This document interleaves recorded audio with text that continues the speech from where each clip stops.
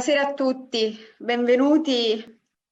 Sono molto contenta di accogliervi nuovamente al secondo appuntamento del seminario Rive, un seminario annuale che, come sapete, si tiene con cadenza direi più o meno mensile, ma che in realtà in alcuni mesi raddoppia. Sarà il caso di gennaio, quando avremo ben due seminari, il 14 di gennaio e il 28 gennaio. Oggi però sono particolarmente lieta di presentarvi l'ospite di oggi, Gabriele Mattino, che si è laureato all'Università Ca' Foscari e poi ha conseguito un dottorato di ricerca alla University of Nottingham. È stato peraltro borsista presso numerose e prestigiose istituzioni, per esempio la European Union Research Scholarship, la Gladys Krybal Dalmas Foundation e ancora attualmente fellow presso Save Venice, con cui ha sviluppato varie e importanti collaborazioni. E mi piace citare una collaborazione che abbiamo anche sponsorizzato attraverso appunto i nostri canali istituzionali di Rive, e cioè il bel volume Carpaccio a Venezia Itinerari, che appunto è pubblicato insieme alla professoressa Fortini Brown, e che avrebbe dovuto accompagnare la mostra dedicata a Carpaccio, ma arriva un po' in anticipo, forse in un certo senso è anche meglio, così ci prepariamo per tempo poi a questa mostra che arriverà ormai, se ho ben capito, piuttosto nel 2022. Allora, il nostro ospite, che ringrazio infinitamente per la sua generosità e per essersi appunto prestato a questo importante compito, cioè quello di accompagnarci in un certo senso alla riscoperta di Carpaccio, ci presenterà oggi un intervento che ha per titolo Appunti per Vittore Carpaccio, novità, proposte e problemi. E mi piace partire proprio dall'abstract di Gabriele, l'abstract che mi ha mandato per questo intervento, perché appunto c'è un'occasione materiale che in qualche modo ha così sollecitato l'attenzione di Gabriele, che è una campagna fotografica condotta da Matteo De Fina e finanziata da Save Venice, che ringraziamo per il suo infinito contributo a Venezia e anche alle nostre ricerche in un certo senso. E in questo intervento, proprio a partire da questa campagna fotografica, Gabriele si propone in qualche modo di riosservare Carpaccio da vicino, a partire da quella, potremmo quasi dire, categoria ermeneutica che è il dettaglio narrativo, coniata da Daniela Haas in un bellissimo libro intitolato Les Détails del 1996, in cui appunto Daniela Haas puntava sul fatto che in qualche modo il dettaglio narrativo è quel dettaglio capace di veicolare il flusso universale e collettivo della storia. Io non voglio rubare altro tempo appunto a Gabriele, che avrà cose molto più interessanti di quelle che ho io da dire, e quindi gli lascio immediatamente la parola, ringraziandolo ancora per questa sua generosissima, questo generosissimo regalo. Bene, allora, ovviamente buonasera a tutti quanti. Ci tengo prima di iniziare a ringraziare Valentina per ovviamente la generosa presentazione, per aver fatto un po' di pubblicità al libro che assieme a Patricia Fortini Brown e con il supporto di Save Venice abbiamo pubblicato di recente e che, come vi diceva Valentina, si concentra sulle opere veneziane, esclusivamente quelle di Carpaccio. Sono ovviamente anche molto contento e devo dire anche orgoglioso di poter presentare questo mio lavoro qui a Rive in questa occasione. Dunque, come vedete dal titolo, si tratta, e tratterò in questo intervento, di appunti, qualche novità, molte proposte, tante o altrettante ipotesi, tutti elementi emersi, diciamo, durante la ricerca propedeutica, proprio la preparazione del libro di qui sopra. Ora, si tratta di una serie di incursioni nelle opere di Carpaccio in varie opere, non per forza legate tra di loro, ma che invece, come vi ha annunciato Valentina, hanno come filo conduttore il dettaglio. Ripeterò leggermente le cose che dice Valentina, che vi ha detto Valentina, ma ci tengo a sottolinearlo.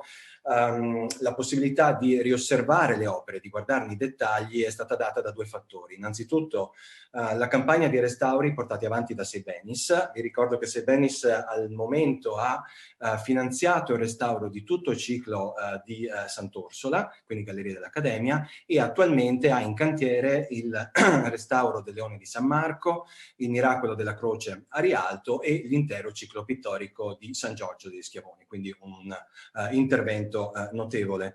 Ora, la campagna di restauro comporta la rimozione del dipinto dalla sua sede, dalle pareti, e la possibilità di osservarlo da vicino, concretamente, e soprattutto, questo è un valore aggiunto, la possibilità di discutere dell'opera insieme ai restauratori, e mi piace in questo caso citare l'apporto e l'aiuto di Valentina Piovan, che sta lavorando i dipinti a San Giorgio degli Schiavoni, e i cui dialoghi eterni, davvero molto lunghi, soprattutto in fase di lockdown, quindi a telefono, hanno avuto risultati molto proficui.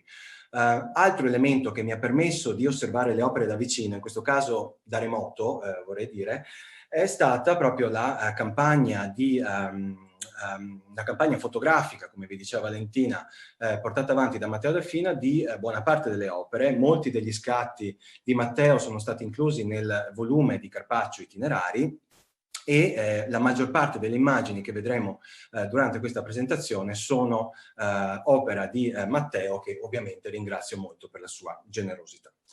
Dunque, direi che ho ringraziato tutti quelli che per ora lo meritavano, ne citeremo altri durante la discussione, e direi che è il caso a questo punto di iniziare, se il PowerPoint mi assiste. Dunque, vorrei iniziare con il miracolo della reliquia della croce al Ponte di Rialto. Non è l'occasione, non mi sembra nemmeno il caso in questo frangente, di mettermi a ridiscutere, rianalizzare iconografia, contesto culturale, sociale, devozionale. Si è scritto molto e ne siete tutti al corrente. Voglio invece concentrarmi sulla questione della datazione. Vedete come io qui propongo una forbice temporale che va dal 1494 al 97, che potrebbe sollevare qualche dubbio da parte di chi ci sta ascoltando. Dunque, il 94 è la data che compare nell'incunabolo pubblicato proprio dalla Scuola Grande di San Giovanni Evangelista. Sapete anche come nel corso del tempo, a seguito di un intervento di Stefania Mason, si è provato a posticipare la committenza attorno al 95-96, se non sbaglio, poi in qualche modo rientrata a seguito di una risposta di Bernasconi, ma sempre su questioni legate alla costruzione dell'edificio, non direttamente legate sia al dipinto che a quella che poteva essere la committenza. Quello che voglio provare a fare oggi invece è provare o ipotizzare l'identità dei committenti o figure che hanno partecipato alla committenza di questo dipinto, che, come vedrete, mi spingerà a datarlo un po' più avanti rispetto al 94. Ora, per fare questo, gioco forza aprire una parentesi e soffermarci su dei documenti da me rintracciati di recente, questo anche grazie a Paola Benussi, la cui generosità è illimitata, quindi ha condiviso esattamente il documento che state guardando con me, poi la ricerca ha preso un altro, diciamo un po' più ampio respiro. Ci concentriamo dunque su questi documenti relativi alla casa di Carpaccio a San Maurizio, che ci daranno una serie di indizi, questa è l'ipotesi, per ipotizzare di nuovo una possibile committenza o l'identità di alcuni dei committenti al monte della realizzazione del miracolo di Rialto. Dunque, quello che vedete è una dichiarazione di decima di Giovanni di Francesco Pin, datata 27 febbraio 1514. Si dichiara la proprietà di una casa da stazio su 2 piani, come potete leggere, collocata o ubicata meglio nella contrada di San Maurizio, dove un tempo abitava Ser Antonio de Sereni, figura di cui avremo modo di parlare di seguito, ma al presente, ovvero nel 1514, abita Ser Vettor Carpazio de Pentor. Ora, naturalmente Pin lamenta lo stato vecchio e mal condizionato della casa, questa è una lamentela tipica del tempo e aveva la funzione di alleggerire, diciamo, la pressione fiscale, quindi non va presa alla lettera. Ciò che è interessante invece è la specifica di 3 casette che, a quanto dice Pin, sono collocate sotto la casa da stazio, e soprattutto poi la spesa di ben 38 ducati annui pagati da Carpaccio per occupare proprio dunque la casa da stazio e le 3 casette poste al di sotto di essa. Ora, proseguendo con le ricerche in archivio di Stato, mi sono imbattuto in questa pianta che tra l'altro era già stata pubblicata in occasione del volume per il palazzo di Ca' Corner della Ca' Grande. È una mappa che fondamentalmente ricostruisce l'area in cui si trovava la casa di Carpaccio, che io qui vi metto in relazione con uno screenshot da Google Earth, dove vedete questa calle che corrisponde esattamente a quella che sarebbe diventata Calle Dose da Ponte e che porta in quest'area a fianco di Ca' Corner della Ca' Grande, dove si trovava la casa di Carpaccio. Ora, per quanto riguarda l'aspetto esteriore della casa, nulla si può ottenere dalla veduta prospettica delle Barbari, siamo nel 1500, in quanto con ogni probabilità l'edificio è nascosto da quello che diventerà poi Ca' Corner a seguito naturalmente dell'incendio e della rielaborazione del Sansovino. Quindi non si osserva quel dato. Elemento interessante però è la presenza della punta di un'imbarcazione, con ogni probabilità una gondola, che di norma all'interno dell'iconografia della veduta prospettica De Barbari tende a indicare la presenza di un piccolo squero, ed è questione che discuteremo tra poco.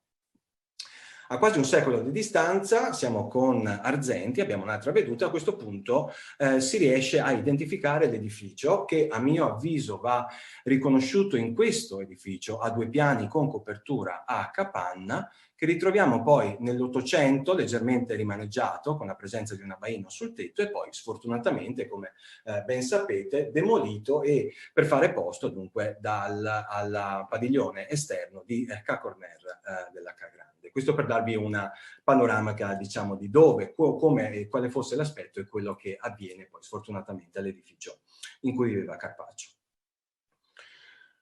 Questa è la stessa mappa di prima, ve l'ho ruotata in modo da vederla più da vicino. Vi ricordo che dunque abbiamo il Canal Grande che corre lungo il lato breve del documento, e questa è la calle che porta a San Maurizio.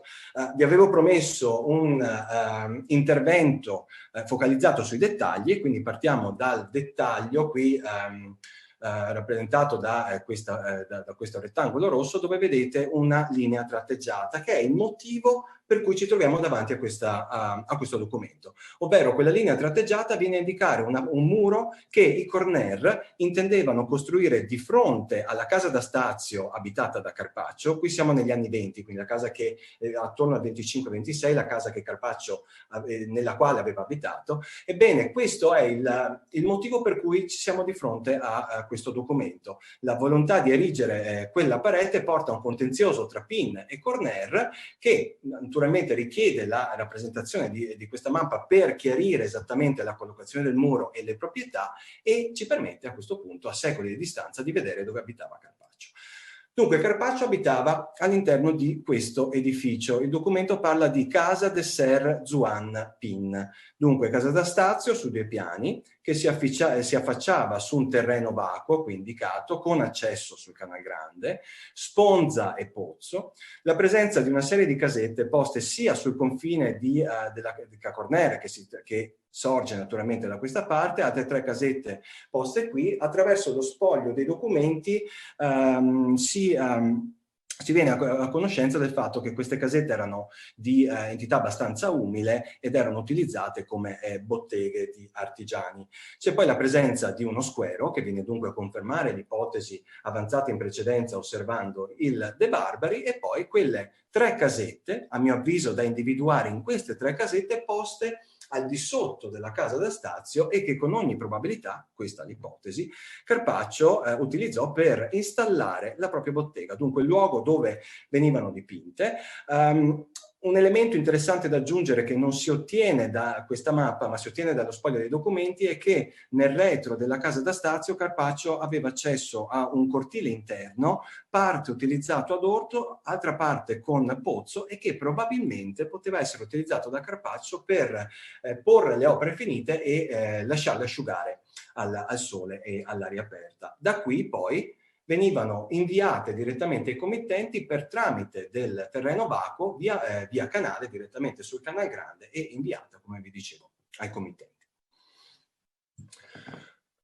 Ora, un elemento interessante, sempre rifacendoci al documento visto inizialmente, è legato alla spesa affrontata da Carpaccio ogni anno, 38 ducati. Non è questa l'occasione, dal mio punto di vista, di farvi un elenco degli affitti pagati dai pittori del tempo, ma è interessante raffrontare questa spesa con le spese affrontate da Tiziano Vecellio nella sua casa a Virigrande e da Jacopo Sansovino a San Trovaso all'inizio della loro residenza, ovvero entrambi gli artisti, una volta spostati nelle nuove residenze, pagavano tutti quanti esattamente 38 ducati, esattamente la stessa spesa affrontata da Carpaccio. La differenza, dal mio punto di vista notevole, è che Carpaccio non solo poteva usare naturalmente quella, era in grado di affrontare una spesa di quel tipo, ma soprattutto aveva una casa da stazio in affaccio sul Canal Grande e posta a fianco a uno degli edifici più importanti del tempo. Dal mio punto di vista questa la dice lunga sul prestigio raggiunto da Carpaccio nella fase matura della sua attività. Un Carpaccio definito da molta storiografia come ormai stanco, un pittore periferico che in realtà vive nel cuore della città. Si può permettere di spendere una notevole quantità di ducati e dichiara in questo modo dunque un luogo prestigioso dove vivere, magari dove accogliere committenti altolocati e uomini di lettere, come per esempio faceva Tiziano, di cui sfortunatamente non abbiamo nulla attualmente, ma l'augurio è che andando avanti con le ricerche si possa fare luce su questa questione, dal mio punto di vista molto importante. Un altro elemento notevole da sottolineare, qui prometto che piano piano torniamo al punto di partenza, ovvero al telero per la scuola di San Giovanni Evangelista, sono i nomi che compaiono nel documento. Il primo è quello di Ser Antonio De Sereni, ve l'avevo nominato in precedenza. Nonostante gli spogli documentari, confesso che sono riuscito a rintracciare ben poco a proposito di Sereni, anzi mi auguro che qualcuno tra gli ascoltatori magari si sia imbattuto in questa figura e possa colmare questa lacuna. Al momento quello che sappiamo è che Antonio De Sereni era un cittadino originario e come tale, le cose vanno a braccetto, era non solo confratello della Scuola Grande di San Giovanni Evangelista, ma anche ufficiale, tra l'altro eletto Guardian Grande per ben 2 volte. Di Francesco Pin sappiamo di più. Anche lui era un cittadino originario, anche lui era confratello della scuola di San Giovanni Evangelista, nonché Guardian Grande, tra l'altro tra quelli molto attivi per quanto riguarda la riedificazione e l'allargamento degli spazi di San Giovanni Evangelista, sono questioni discusse da Fortini Brown. A questo si aggiunge il fatto che Francesco Pin aveva notevoli capacità economiche. Non sappiamo quale fosse la sua attività, ma sappiamo che possedeva la casa dove abitava Carpaccio a San Maurizio, risiedeva nella contrada di Santa Lucia, aveva un'arca di famiglia posta all'interno della chiesa di Santa Lucia, numerose case sparse nella città, per lo più casette, così vengono chiamate, quindi non di valore elevatissimo, e poi dei beni degli appezzamenti terrieri nell'entroterra del Padovano. In qualche modo si viene a tratteggiare il profilo di un cittadino originario appartenente, diciamo, all'elite di questo gruppo sociale in formazione e che come tale, questa è l'ipotesi portata avanti tra l'altro in altri contesti, mi rifaccio alla questione dei Dardani e Zigliol, per esempio nella Scuola Grande di San Marco, ebbene un cittadino che cerca di modellare i propri atteggiamenti culturali e comportamentali a quello che è il modello e l'esempio dell'elite patrizia. Ora, queste due figure, Antonio De Sereni e Francesco Pin, come vi dicevo, sono confratelli della Scuola Grande di San Giovanni Evangelista, vengono entrambi eletti, come potete vedere a schermo, per ben 2 volte a Guardian Grandi, e ciò che è interessante è che in entrambe le occasioni si alternano l'uno con l'altro. Quindi in apertura degli anni 90 abbiamo Antonio De Sereni, Guardian Grande nell'89 e nel 90, subito di seguito Francesco Pin nel 90 e 91. Per quanto riguarda la discussione relativa al telero di Carpaccio, è interessante notare come Francesco Pin è Guardian Grande tra il 95 e il 96. Naturalmente sapete come i Guardian Grandi erano eletti a marzo e quindi rimanevano in carica fino all'anno successivo, da quel motivo 95-96 in questo caso, poi seguito da Antonio De Sereni 96-97.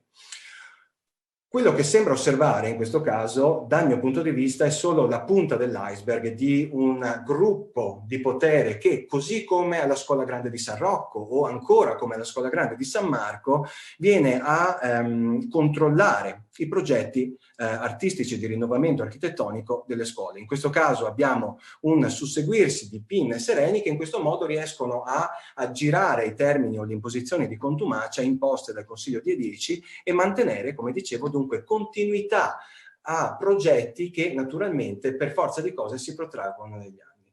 Quindi l'ipotesi, e come tale immagino e spero che possa essere elemento di discussione, è che i contatti da Carpaccio, PIN e Sereni in realtà non si limitino al loro rapporto a San Maurizio, ma in realtà possano avere degli spunti per quanto riguarda la ricostruzione del contesto di committenza proprio di questo telero. Confesso e lo ammetto che potrebbe essere anche solamente l'opposto, ovvero una coincidenza dei tre che si incrociano esclusivamente attorno alla casa da Stazio San Maurizio, ma allo stesso tempo immagino che sia o almeno vedo questo dato come un elemento che può permettere di portare avanti le ricerche sulla committenza del ciclo della croce che al presente necessitano naturalmente di nuove ricerche e di gettare dunque luce sulla questione.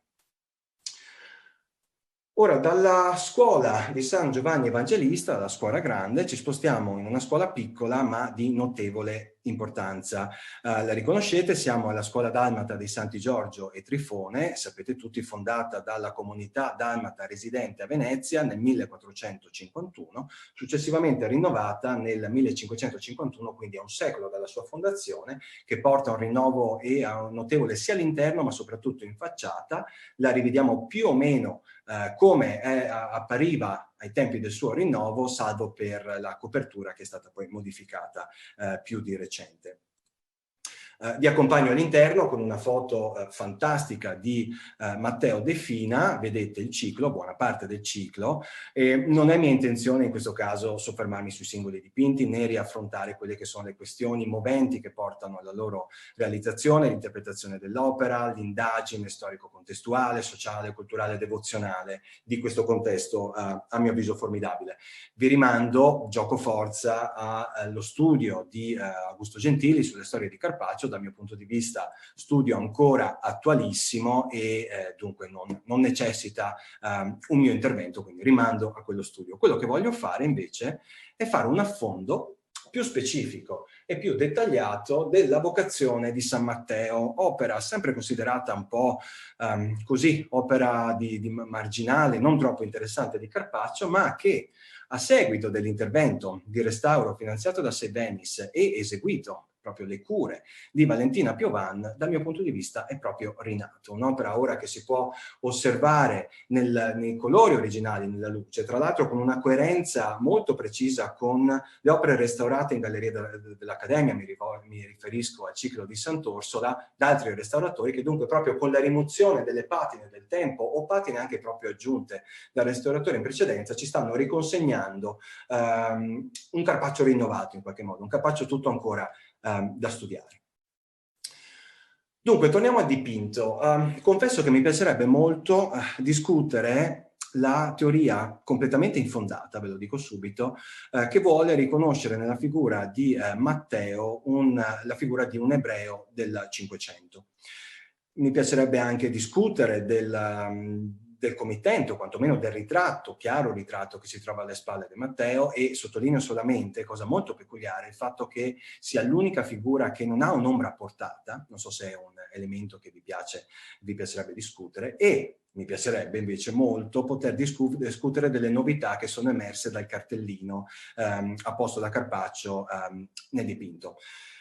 Vi dico mi piacerebbe perché non lo farò in questa occasione, ma vi rimando a aprile dell'anno prossimo a un panel organizzato da Sara McCann con il cappello istituzionale di Sebenis, dove parteciperò assieme a Valentina Piovan e a Matteo Casini, e dove discuteremo queste ed altre questioni. Quindi mi faccio un po' di pubblicità. RSA aprile 2021 vi presenteremo altre novità su questo dipinto. Per ora invece mi piace andare a focalizzarmi su una serie di dettagli dell'opera per poi proporre una lettura leggermente alternativa di quella che è l'iconografia del dipinto.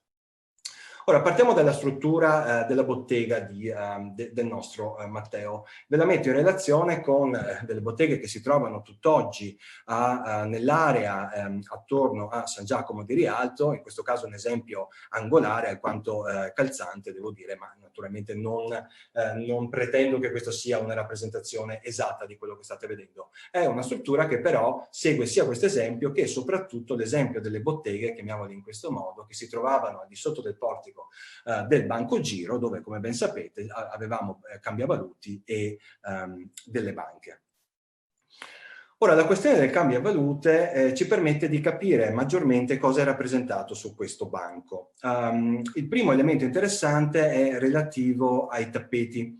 Potrebbero essere intesi come diciamo, elementi decorativi o di esposizione di benessere da parte del banchiere. In realtà, grazie a una lunga chiacchierata fatta con Reinhold Müller, di nuovo in periodo di lockdown e quindi a sopperire alle biblioteche che servivano gli studiosi, ebbene, proprio grazie a questa chiacchierata è emerso come questi tappeti in realtà si riferiscano a un elemento ben preciso, ovvero i cosiddetti banchi de tappeto, termine che veniva utilizzato a Venezia, a Genova e anche a Firenze per identificare dei cambiavalute i quali avevano licenza ufficiale, quindi legalmente rilasciata da parte dello Stato. Quindi una rappresentazione fin da subito molto precisa e chiara e di conseguenza immediatamente riconoscibile dal punto di vista dell'osservatore, ovviamente contemporaneo alla realizzazione dell'opera. Se ci avviciniamo ulteriormente, possiamo vedere la presenza di questo vassoio, il quale presenta una sorta di becco ad imbuto. Se messo in relazione a questo disegno trecentesco con la raffigurazione di un camerlengo da comune, riusciamo a risalire a quella che era la funzione di questo oggetto, ovvero all'interno di questo vassoio venivano versate le monete erano contate e di seguito, come potete vedere in questo dettaglio, venivano riversate all'interno di un sacco. Quindi di nuovo troviamo Carpaccio dettagliatissimo e preciso nel rappresentare oggetti d'uso quotidiano coerenti, contemporanei, scusate, all'osservatore stesso. Procedendo poi all'interno vediamo ducati d'oro e lire d'argento, una cassaforte, una decorazione sullo sfondo, forse una decorazione su cuoio o tappezzeria e soprattutto la presenza di queste tasche, oltre a una listerella fissata a muro per fissare proprio delle ricevute di cambio. Ora, il precedente ovviamente porta il nome di Carpaccio di nuovo con la caccia al valle per quanto riguarda, diciamo, nel retro ovviamente, per quanto riguarda la sua rappresentazione, ma mi piace sottolineare come questo si ritrovi anche in contesto fiorentino, in questo caso in una silografia, dove di nuovo vedete delle tasche appese al muro e ancora questa listerella o insomma, elastico, diciamo, ma non è quello il termine, scusatemi, però, per dove apporre e affiggere le ricevute di cambio. Mi è piaciuto anche aggiungere un paio di esempi, sempre traendoli dagli studi di Reinhold Müller. Quindi nell'insieme Carpaccio, questo è un dato già ben noto, viene a inserire all'interno dei suoi dipinti una serie di dettagli tratti dalla realtà in modo da ricontestualizzare l'evento, ovvero trasferire quella che è la leggenda geografica, in questo caso è il testo evangelico, da una dimensione atemporale in cui è fermo, viene riportato nella contemporaneità dell'osservatore. Dunque l'osservatore riconosce gli elementi, i dettagli posti da Carpaccio, si immedesima con quello che sta vedendo e così ha un accesso più diretto con l'immagine che rappresenta l'evento che riavviene nel tempo esatto in cui l'osservatore si approccia all'immagine. Ora, entrati all'interno dell'immagine, è il momento di affrontare l'iconografia facendo qualche premessa. Quello che voglio fare adesso è farvi una carrellata di due filoni iconografici relativi proprio alla vocazione di San Matteo, premettendo fin da subito che non intendo rifarmi forse alla vocazione più famosa, ovvero quella di Caravaggio, prima di tutto perché l'iconografia è completamente estranea a quella rappresentata da Carpaccio, poi in secondo luogo perché l'opera è successiva all'opera di Carpaccio, quindi non ha una sua influenza diretta sulla elaborazione iconografica. Ora, il primo esempio è una miniatura molto interessante, molto bella dal mio punto di vista. Abbiamo la figura di Cristo sulla destra, vedete come le gambe sono rivolte a destra, quindi verso l'esterno dell'immagine, che porta dunque a un movimento, a una sorta di dinamismo da sinistra verso destra, mentre il torso del Cristo è ruotato verso Giovanni, che lo invita a seguirlo. Diciamo che Giovanni accoglie l'invito di slancio, vediamo come la porta della bottega è ancora aperta, Giovanni corre in qualche modo verso il Cristo, si porta con sé perfino il banco con tutte le monete, che salta per aria con le monete che cadono a terra. Il miniaturista si sofferma anche perfino su dettagli molto precisi come il piede sollevato, che dà sempre l'idea di movimento. Fondamentalmente l'idea è quella di dimostrare come Matteo abbia rinunciato al passato, alla sua attività, per seguire direttamente Cristo. Un secondo esempio l'abbiamo in questo trittico di Andrea Orcagna e suo fratello, tra l'altro sagomato per essere collocato in uno dei pilastri della chiesa di San Michele. L'opera fu commissionata dall'Arte di Cambio e naturalmente è dedicata a San Matteo. Qui vediamo il santo, di nuovo, che esce dalla bottega, entrambe le mani sono rivolte verso Cristo, fondamentalmente il corpo è tutto proteso nel Cristo, la scelta è già stata presa, come nel caso precedente. Elemento interessante è la presenza del tappeto a coprire il banco. Come vi dicevo, i banchi del tappeto non erano comuni esclusivamente a Venezia, ma li si trovavano ovviamente anche a Firenze. L'ultimo esempio, proprio per continuare con il progredire del movimento di Matteo, lo vediamo in questo, dove Matteo a questo punto ha proprio abbandonato la bottega, è assieme al Cristo, e di nuovo vi faccio vedere il dettaglio del tappeto sul banco. Dunque, questo è uno dei due filoni iconografici relativi alla vocazione di Matteo. L'altro è un affresco a mio avviso molto interessante. Sfortunatamente è un affresco perduto nel 1944, spero che l'attribuzione a Pietro da Rimini sia aggiornata, altrimenti poi fatemelo sapere, non è però questo l'elemento che mi interessa sottolineare. Qui vediamo Cristo, la figura di Cristo, che fa davvero una grande fatica per convincere Matteo a seguirlo. Guardate le mani di Cristo che si lanciano verso sinistra per spronare Matteo ad alzarsi dalla sedia. Infatti la questione è molto interessante. Matteo è rimasto, è ancora seduto presso il suo banco, sta cominciando a dare attenzione a Cristo, ma è ancora tutto quanto fermo, e soprattutto l'elemento più interessante, la sua mano sinistra ancora legata al denaro, ancora legata al passato, se vogliamo metterlo in questi termini. Qui la decisione è ancora da prendere, in contrapposizione a quanto abbiamo visto in precedenza, dove invece Matteo aveva già scelto e già seguiva il Cristo. Ora, Carpaccio si inserisce all'interno di questi due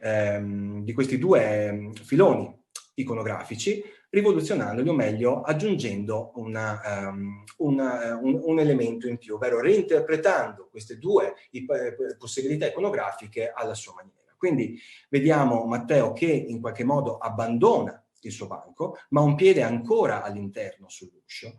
Con la mano sinistra già prende per mano quella del Cristo. Guardate il Cristo con il ginocchio flesso, che dà di nuovo l'idea di questo movimento da sinistra verso destra. Ciò nonostante, con la mano destra Matteo infila ancora le dita nelle monete, mentre quella di sinistra stringe la mano del Cristo. È nello iato posto tra queste due immagini che Carpaccio si insinua, creando la sua iconografia particolare, e soprattutto la utilizza per coinvolgere l'osservatore. Ora, come ben sapete, all'interno delle confraternite veneziane e non, la funzione principale era quella, da parte dei confratelli, era di mettere da parte, di liberarsi dei propri interessi materiali per dedicarsi alla comunità, sia dal punto di vista spirituale o dal punto di vista caritatevole più materiale. In entrambi i casi bisognava mettere da parte se stessi per il bene della comunità. Non a caso si trattava di fratelli, così si chiamavano tra di loro. Sorge dunque la possibilità che in questa interpretazione personalissima di Carpaccio dell'evento ci siano delle necessità specifiche legate al contesto, dove il dipinto dunque diventa modello, exemplum comportamentale, con il quale naturalmente gli osservatori, ovvero i confratelli della scuola, si dovevano mettere in relazione e modellare i propri comportamenti.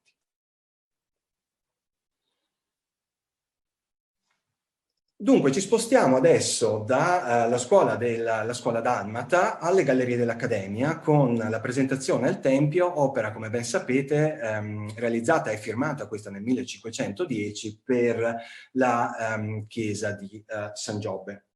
Ora sapete benissimo, quindi sarò molto breve su questa cosa, come l'opera si trovasse al tempo a fianco alla Palla di San Giobbe di Giovanni Bellini e di nuovo sapete bene come Carpaccio riesce a creare, a seguire l'esempio del Bellini creando uno spazio architettonico fittizio dipinto dove l'architettura dipinta è in diretto dialogo con l'architettura concreta, l'architettura della cornice dell'opera, cioè, creando questo effetto di una sorta di contraltare con le vere e proprie cappelle che si trovavano sul lato sinistro, dunque un contrapposto pittorico in assenza di vere e proprie cappelle. Sono questioni molto note che mi è piaciuto sottolineare perché ritorneranno utili alla fine di questa presentazione, ma che ovviamente non necessitano una ulteriore discussione.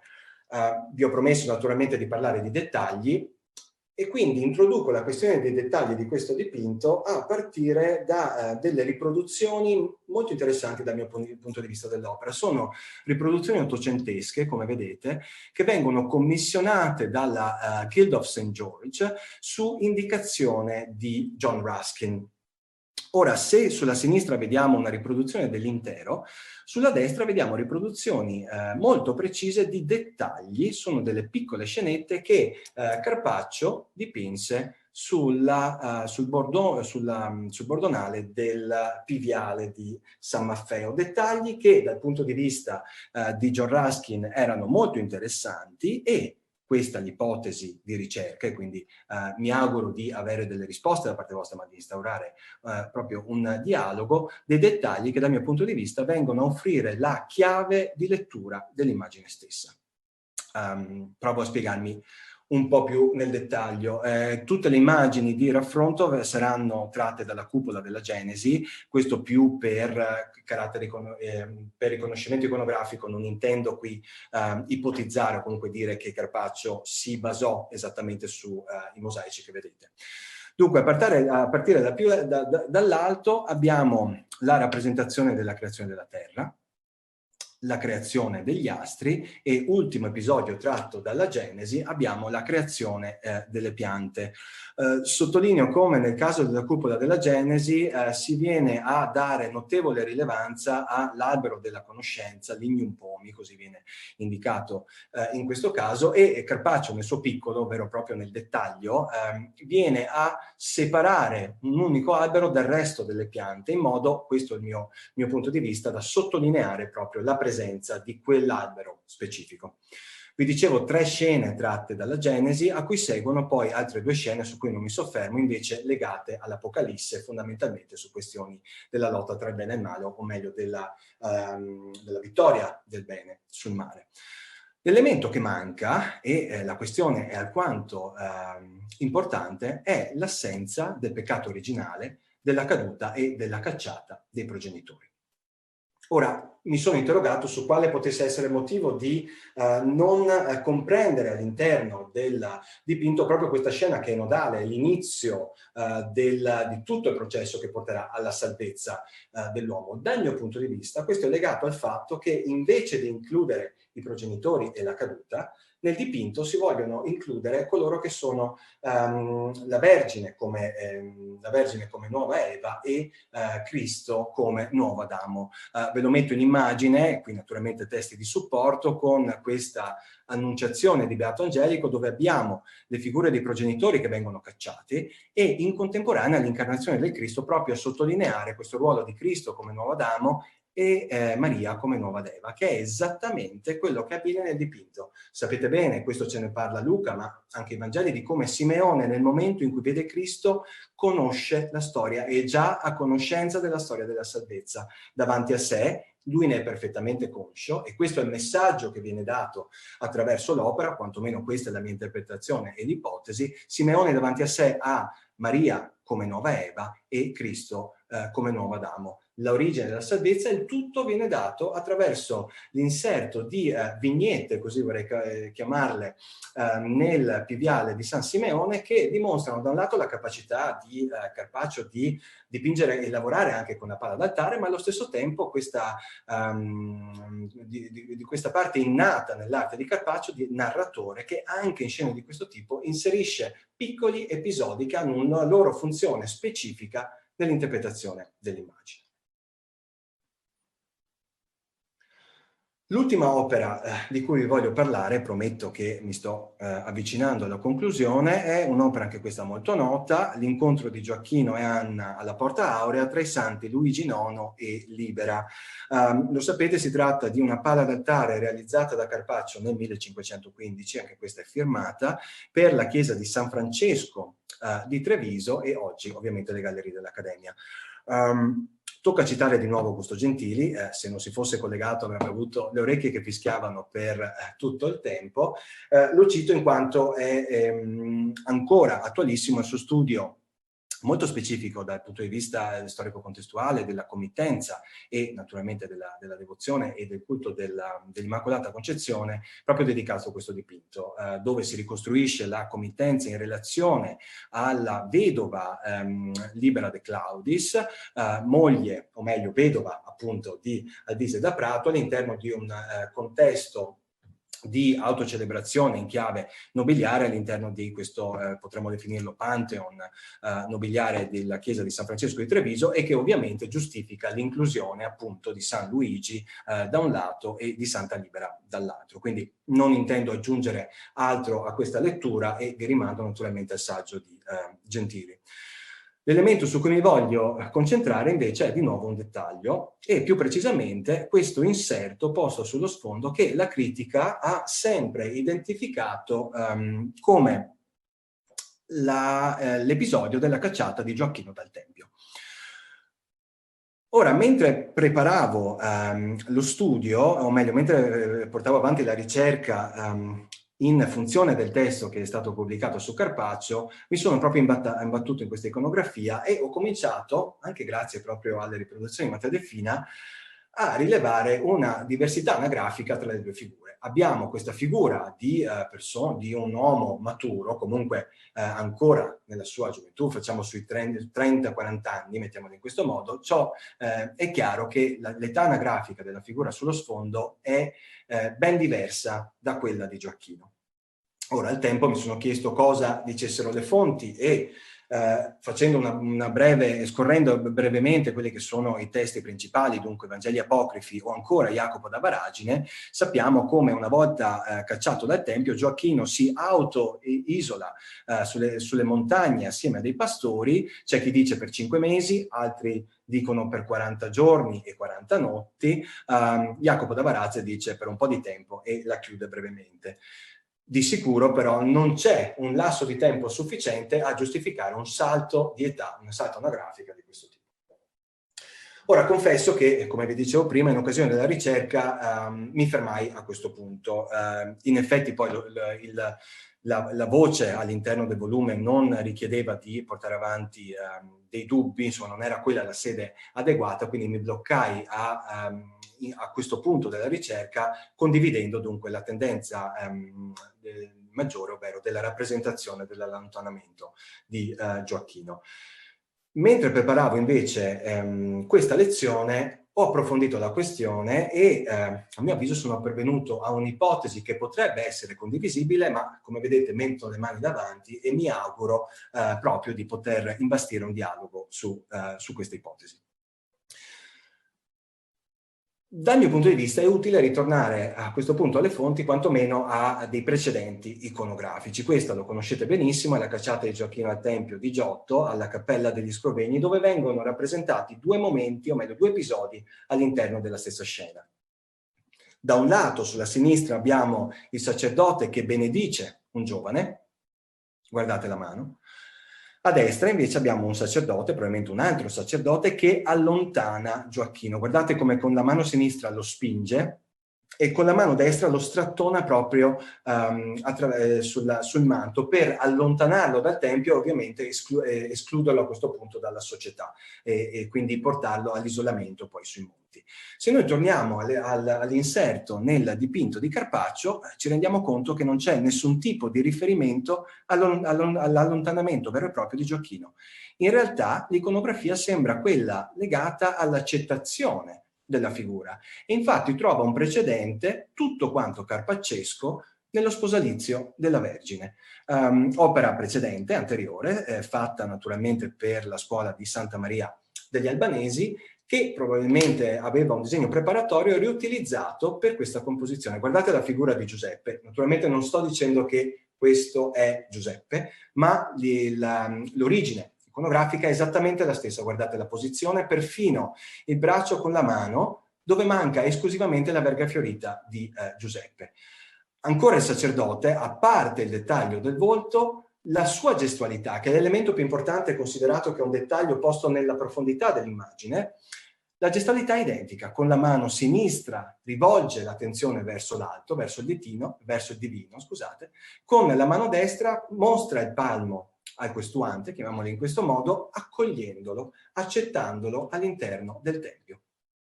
Quindi l'ipotesi, e ripeto, si tratta di un'ipotesi aperta a discussione, è che in questo dipinto sullo sfondo Carpaccio rappresenta un giovane fertile, ancora in grado per doti naturali di concepire, in contrapposizione invece a un anziano sterile, ma in grado di concepire per induzione divina. Quindi l'inserto fondamentalmente questa vignetta posta sullo sfondo per dare maggiore risalto alla capacità generativa divina di Gioacchino ed Anna e dunque valorizzare ovviamente la tematica, il culto della Immacolata Concezione, che è elemento cruciale, come discute Gentili, all'interno del contesto francescano di Treviso. Ultimo elemento di cui voglio trattare, prometto che si trattano di 2 minuti, è legato al rapporto tra Carpaccio e Dürer proprio in relazione all'iconografia dell'immagine dell'incontro di Gioacchino ed Anna. Gentili ne ha già parlato a sufficienza, quindi è assolutamente chiaro, diciamo, la presa a prestito, diciamo, da parte di Carpaccio dell'iconografia, quantomeno dell'abbraccio di Gioacchino ed Anna. L'elemento che lascia quanto sorpresi, però, una volta che ci si sofferma sull'immagine di Carpaccio, è l'assenza della porta aurea. Ora ve la riporto proprio come esempio nel caso di Giotto, nuovamente. La porta aurea è cruciale per la realizzazione dell'immagine. La porta aurea è il luogo deputato indicato dall'angelo sia nella visione avuta da Gioacchino sulle montagne sia dalla visione avuta da Anna. È fondamentale avere la porta aurea per chiarire quello che sta avvenendo e per farlo svolgere.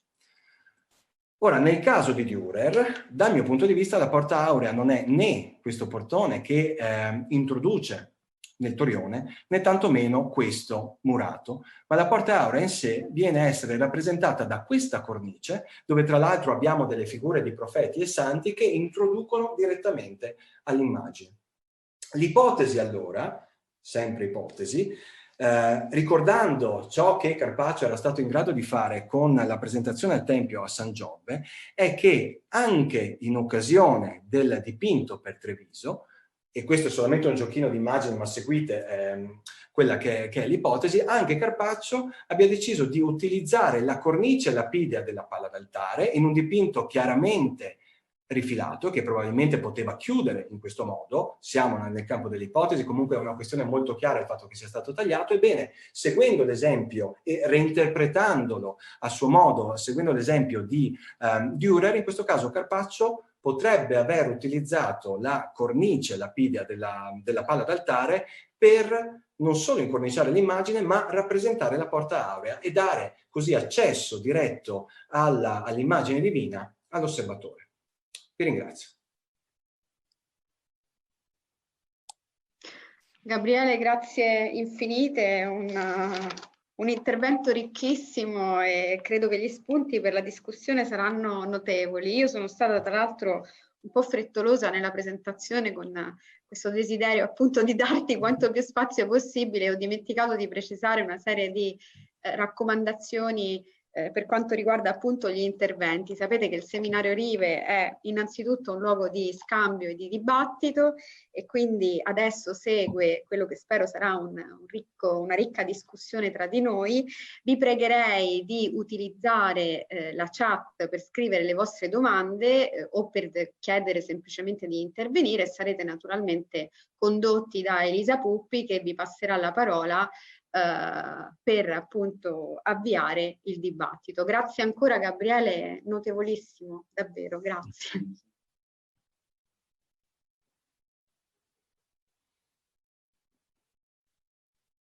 Non ho minimamente la presunzione di avervi convinto, quindi...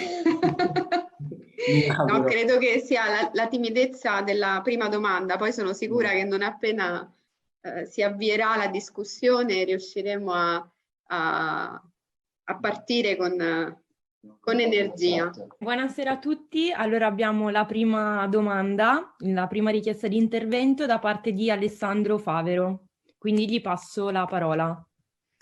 Scusate, mi sentite? Eccoci qua. Buonasera, volevo ringraziare per l'intervento il signor Gabriele Mattino e volevo porre una domanda, una curiosità che forse mi sono perso per strada, ma aveva accennato qualcosa riguardo al cartiglio della vocazione di San Matteo, se non sbaglio. Sì, sì. E non mi ricordo se, non mi pareva di aver sentito la sua spiegazione, cioè se c'era un dettaglio. Perché in realtà è questione che ha approfondito di più Valentina Piovan durante le fasi di indagine della tela che hanno portato poi al restauro. È emersa qualche novità in merito all'iscrizione che non svelo, se no poi Valentina mi prende a mazzate più avanti, però vi rimandiamo, sarà tutto quanto online anche l'anno prossimo, perché immagino che la pandemia non ci lascerà in tempo, e quindi ad aprile presenteremo uno studio specifico di nuovo su questo dipinto, facendo un discorso dal mio punto di vista più approfondito dell'iconografia, e invece Valentina poi si soffermerà su quella questione. È confermata comunque la data del 1502, ci sono degli spunti interessanti dal punto di vista di cosa scrive Carpaccio oltre alla sua firma, ma non svelo di più. Ok, grazie, non avevo capito. Grazie. Magari Valentina, così per rompere il ghiaccio, vado io, aspettavo i giovani, ma...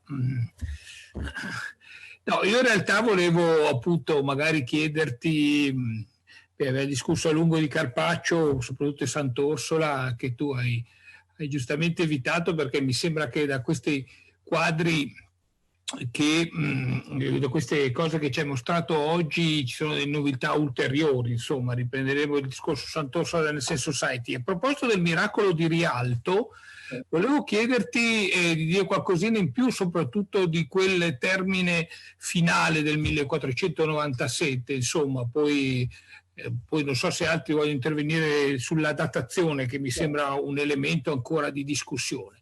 Perché io da altre fonti, no, che tu conosci, in realtà avrei trovato forse la corrispondenza della Compagnia della Calza col simbolo della sirena, che però, come forse non mi ricordo, avevo già detto a Sei Venis un anno fa, mi porterebbe più avanti addirittura con gli anni. Non so se la cosa sia possibile, quindi io dovrei poi ipotizzare, come spesso avveniva, che queste compagnie della calza avessero una durata di alcuni anni, no? E che quindi questa compagnia della calza, che io trovo testimoniata in realtà solo verso 1501-1502, e quindi saremo insomma 4-5 anni dopo le vostre datazioni più anziane, diciamo così. Però d'altro canto devo dirti, come studioso appunto dell'argomento, che la grande maggioranza comunque delle compagnie da calza sono di solito di durata breve, non sono tantissime quelle che hanno una durata di più anni. Ecco, quindi volevo chiederti appunto se questa cronologia si potrebbe in qualche modo leggermente estendere, o se tu invece la giudichi rigida, nel qual caso io potrei appunto considerare che la compagnia della calza ha avuto una vita più lunga di quello che le fonti ci stanno in questo momento dicendo. Grazie. È un'ottima domanda, anche perché mette immediatamente in crisi l'ipotesi, quindi è la parte più interessante. Scusa. Ho la questione che poteva essere anche solamente la casualità che queste tre figure si incrociassero sia da una parte che dall'altra. Forse il dato su cui si può riflettere di più e che ancora manca da quello che conosco io in merito alla scuola di San Giovanni Evangelista è proprio la formazione di questi gruppi di potere che ho riconosciuto alla scuola di San Marco, ma che è stato anche pubblicato tra l'altro su Venezia 500 per la scuola di San Rocco, ovvero dei gruppi di potere più estesi, gruppi di cittadini a volte legati dal punto di vista familiare, ma non sempre, e che in uno sforzo comune portano avanti lavori di ampliamento o soprattutto in questo caso lavori relativi ai cicli pittorici, che hanno naturalmente sempre una funzione di carattere autocelebrativo con i ritratti inseriti all'interno. Quindi questa era un'ipotesi legata proprio al fatto che Pin e Sereni si alternano al guardianato come ultimo periodo fino ad arrivare al 97, quindi oltre a quello non ho più dati. Può essere che, come dicevo in precedenza, sia una sorta di punta dell'iceberg in realtà di un contesto più ampio, ancora tutto da scoprire, o può essere solamente una coincidenza, insomma, anche queste cose capitano.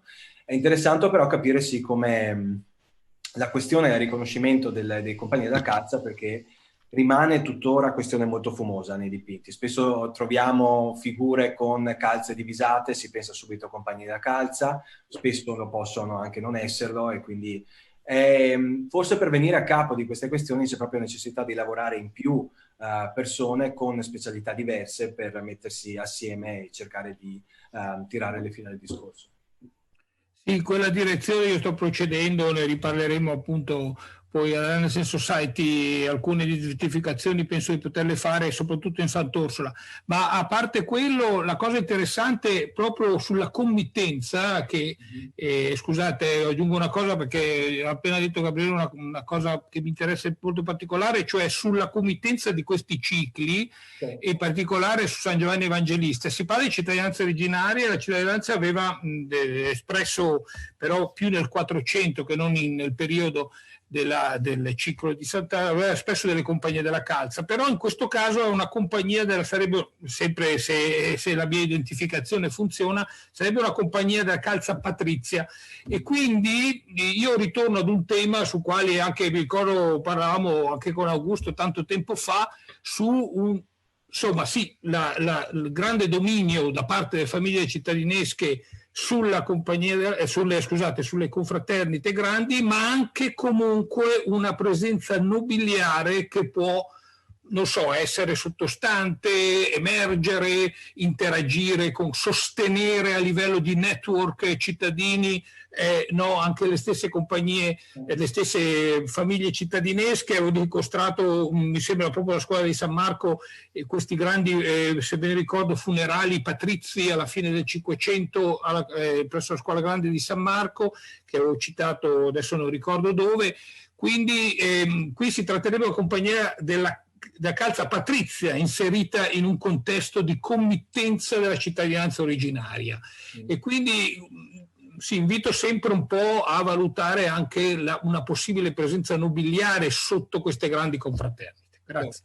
Questo è un grosso problema che in realtà mette in luce il fatto che le ricerche adesso, io mi riferisco a quel poco che ho pubblicato sulla scuola di San Marco, non risulti poi un'interpretazione troppo rigida, per cui si va solamente in direzione dei cittadini originari e si esclude tutto il resto della nobiltà. Rimane il fatto, e questo è un dato che mi piacerebbe che a cui si trovasse una risposta, rimane il fatto che sono cicli pittorici realizzati per i luoghi del potere all'interno di scuole gestite, quantomeno da quel punto di vista, da cittadini originari, quindi c'è sempre la necessità e volontà di un'autorappresentazione e autocelebrazione. È interessante però cercare di aprire un po' cioè non irrigidirsi troppo su questa tendenza, e cercare di capire se effettivamente e quale potesse essere il ruolo della nobiltà, che però sinceramente immagino sia una questione completamente vergine dal punto di vista della ricerca. E abbiamo un'altra domanda che è comparsa nella chat, E quindi si chiedeva come ai suoi occhi la sua indagine abbia influito a porre il Carpaccio sotto una luce nuova, cioè quali aspetti della sua opera pittorica hanno acquisito nuova rilevanza. Allora, non sono sicuro che il mio studio sia così, abbia un impatto di questo livello per cambiare gli assetti della ricerca di Carpaccio.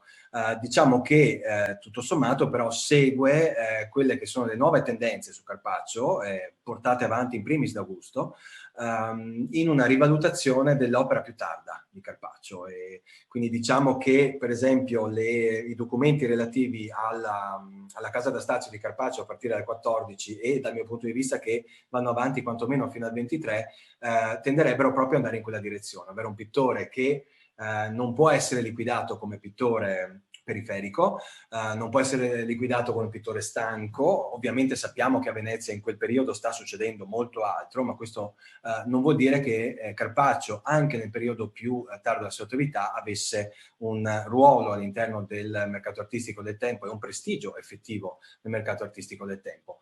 Quindi diciamo che gli studi che molto probabilmente sto portando avanti vanno in quella direzione. Da lì a cambiare la storia di Carpaccio per ora non è ancora stato il mio caso. Una domanda ora da parte di Valentina Sapienza. Sì, Gabriele, ancora grazie per questo bellissimo intervento. Io avrei due domande molto circostanziate. La prima, anzi in realtà è una sola, riguarda se hai notizie dei mestieri di questo Francesco Pin e Antonio Sereni. Sai cosa facevano nella vita? Sono proprio i buchi che non sono riuscito a sistemare. Di Antonio Sereni davvero poco. Pin sembra molto facoltoso, ma non sono riuscito a rintracciare. I documenti non sono moltissimi, però c'è un testamento molto dettagliato che va nello specifico. Naturalmente poi le proprietà sia terriere che immobili sono notevoli, quindi è lungo e dettagliato, ma non si riesce a ricavare alcunché da questo punto di vista. Rimane un dubbio che sinceramente speravo che qualcuno tra i 160 partecipanti per il caso si fosse imbattuto in queste figure. Ricordo anche che Paola Benussi aveva studiato un po' Pin per altre vie in relazione alla chiesa di Santa Lucia. Confesso che se lei non ha trovato nulla, a meno che il caso non mi venga in aiuto, forse sarà un po' più complicato riuscire a venirne a capo. Però è un gran peccato questo. Quando parli di grandi facoltà, cioè del fatto che fosse molto ricco, ti riferisci a che... Adesso non voglio dire proprio grandi facoltà, però comunque possiede la sua residenza a Santa Lucia, una casa da stazio che mette in affitto, quindi non ha nessun tipo di problema. A San Maurizio numerose casette sparse per la città, tutte quante messe in affitto, non di affitti elevatissimi, però comunque notevoli. Ti dicevo imbarcazione privata, servitù, pezzamenti terrieri, e un elemento interessante che dice più dell'indole, non l'ho citato in precedenza, dice più dell'indole di Pin, è la capacità di tener testa ai corner. Ma molto, perché si va avanti in un contenzioso. Diciamo che la questione del muro che si vuole costruire davanti alla proprietà è una sorta di ripicca che avviene a seguito di anni di litigi, e all'inizio vedono vincere sempre Pin, per cui riesce piano piano, muovendosi in maniera oculata e spendendo bene i soldi, ad allargare la propria proprietà a tutte le casette che avevamo visto in precedenza. Quindi in origine lui ha la casa da stazio, tutte le casette e lo squero, quindi tutto quanto l'appezzamento. Poi piano piano naturalmente i corner diventano sempre più potenti e fanno anche delle, come si dice, delle campagne abbastanza mirate per riacquisire terreno, ma ci vuole molto tempo, e questo succede a seguito della morte di Francesco. Con il figlio Giovanni, per questioni di eredità, diventa più complicato mantenere tutto il terreno, e quindi a questo punto viene acquistato da Cornell. Però la dice lunga sull'indole di un cittadino che fondamentalmente tiene testa a un nobile non proprio di secondo livello. Abbiamo una domanda da parte anche di Lorenzo Gigante. Grazie. Io ero curioso di sapere se questo problema tra Pin e Corner finisca anche in qualche modo a come dire, a creare problemi anche allo stesso Carpaccio con le committenze nobiliari, o non c'è su questo alcun problema? Questa è una bella questione. Non ne ho traccia da quello che sono riuscito a rintracciare dal punto di vista documentario. Un elemento interessante che però va un po' oltre, ma perché sennò terminerei la mia risposta qua e invece voglio svilupparla un po' di più. Un elemento interessante è che all'interno di Ca' Corner, ai tempi in cui Carpaccio vive a fianco, si dovrebbe trovare, da quello che sono riuscito a ricostruire, la cena in Emmaus di Giovanni Bellini, poi perduta. Ed è un dato interessante che può portare a chiedersi se Carpaccio, visto che poi si parla della cena in Emmaus invece per Priuli fatta ora a San Salvador, se Carpaccio abbia avuto accesso a quell'immagine di reale, quindi se abbia avuto accesso di conseguenza all'interno del palazzo dei Corner o meno. Rimane un grande punto di domanda che non sono riuscito a portare avanti, mentre per quello che mi chiedevi ti confesso che non ho trovato indicazioni di questo tipo. C'è comunque il persistere di Carpaccio a lavorare per committenze di alto livello in tutti quegli anni. Insomma, Augusto nel suo saggio l'ha dimostrato chiaramente, e lo chiudiamo dicendo proprio, per dire, l'ultima committenza a Venezia di livello molto elevato per il patriarca in sede patriarcale. Quindi comunque una costanza di committenti di alto livello che si rivolgono a lui. Se può avere un senso questa risposta, mi spiace. Grazie.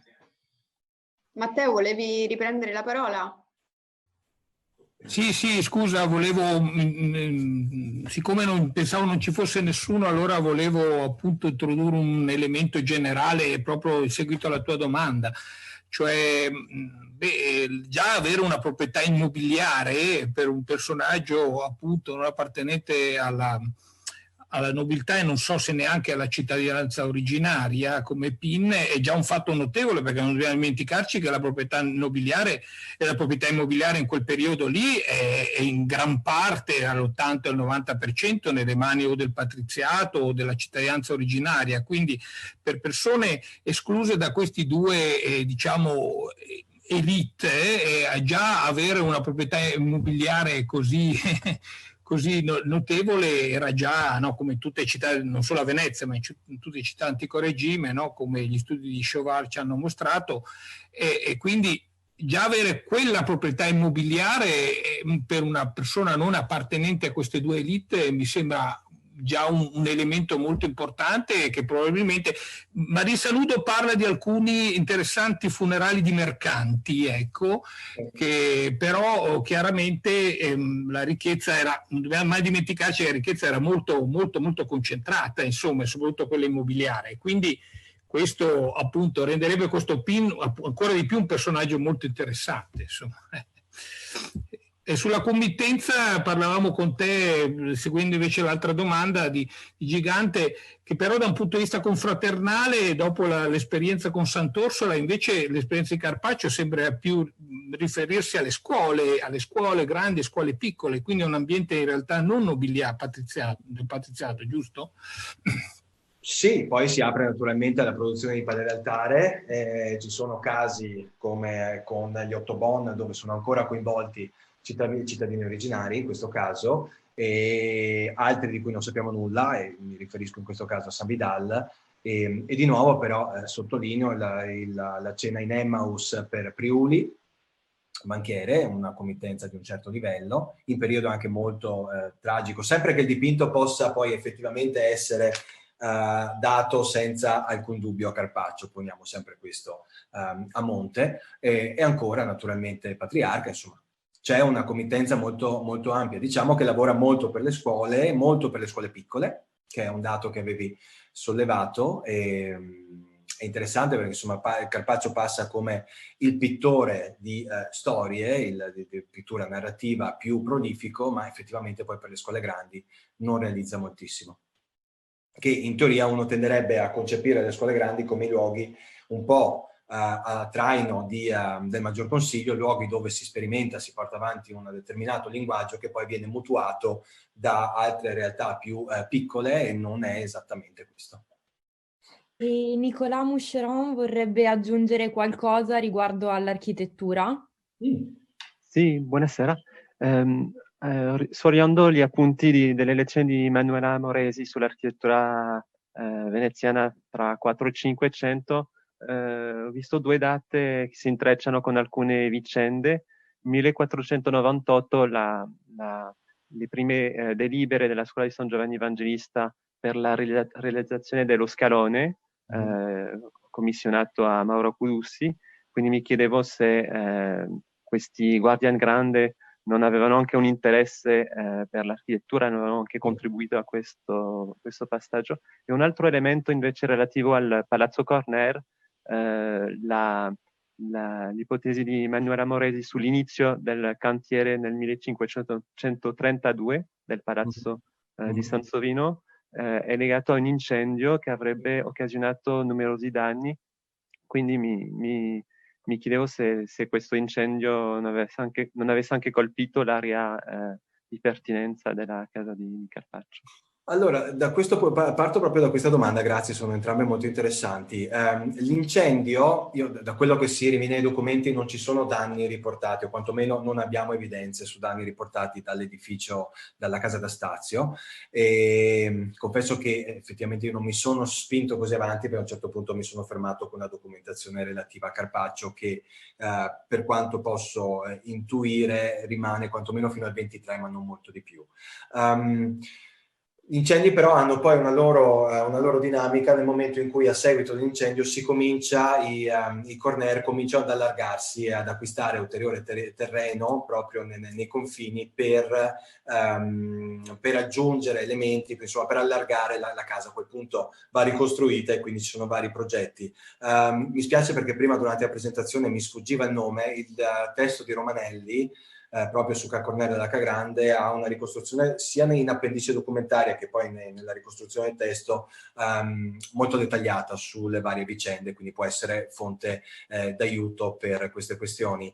Per quanto riguarda invece il ruolo dei Guardian Grandi nell'ampliamento e costruzione della scuola, hanno un ruolo fondamentale, e per questo parlavo, quando uno pensa ai Guardian Grande o a dei gruppi che si susseguono di Guardian Grandi che portano avanti i lavori della scuola, non devono essere considerati esclusivamente o per il ciclo pittorico o per l'edificio, sono questioni che vengono portate avanti. Di norma abbiamo un sovrintendente alla fabbrica che si occupa di entrambe le cose.